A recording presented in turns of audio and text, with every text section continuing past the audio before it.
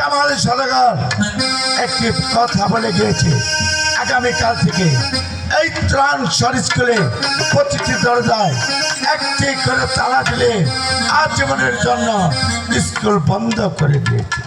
তোমাদের যদি লেখাপড়ার প্রয়োজন হয় আগামীকাল আমরা স্কুলের মধ্যে যাবো, যেমন আজ তোমাদের সকলের ছুটি। তুমি যেমন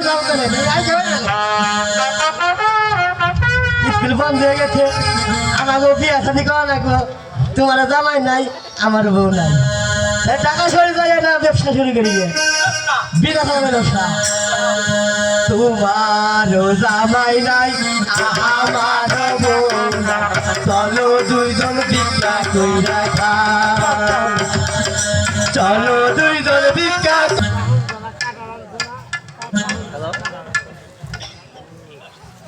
আমার এই সন্তান গিয়েছে স্কুলে, সে তো এখনো ফিরে আসছে না। আমি যাব বাবা কামাল, তুমি স্কুল হতে ফিরে এসেছো, তোমার মুখখানে তো মনে গেল। আমি যাব। স্কুল মাস্টার আমাকে 3টি প্রশ্ন করেছিল, ওই 3টি প্রশ্নের উত্তর দিতে পারিনি বলে স্কুল মাস্টার আমাকে 3টি ব্যাচ মেরেছে। দেখি সত্যি তো মাস্টার আমাদের স্কুলের বেতনভুক্ত কর্মচারী হয়ে সেই এত বড় সাহস কেমন করে পেল?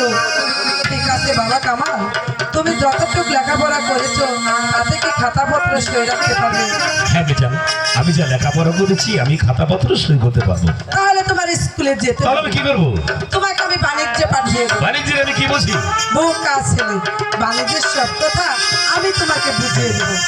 এই মুহূর্তে চলে যাবে তোমার বাপজানের কাছে, তোমার বাপজানের কাছে চেয়ে নেবে 1 লক্ষ টাকা। 1 লক্ষ টাকা? আর চেয়ে নেবে তার কাছে নতুন একখান নৌকা। আচ্ছা। আর চেয়ে নেবে তরুণ তরুণ 5টি মাঝি। আর যাবার পূর্বে আমার সঙ্গে দেখা করে যাবে, আমি দেব আরো 50,000 টাকা। ঠিক আছে বেচান, আমি পিতার কাছ থেকে বিদায় নিই, তারপর তোমার কাছ থেকে বিদায় নিই, আমি বাণিজ্যে চলে যাবো। ঠিক আছে বাবা, আর আমি যে তোমাকে এই কথা শিখিয়ে দিয়েছি তোমার বাপজানকে কিন্তু বলো না। আর না, আমি কারো কাছে কিছু বলবো। এবার আসি। ঠিক আছে বাবা। আমার লক্ষ্মী মা।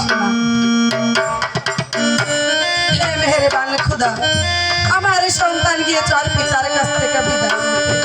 আর প্রতি সহায় থেকো খোদা, সহায় থেকো, সহায় থেকো।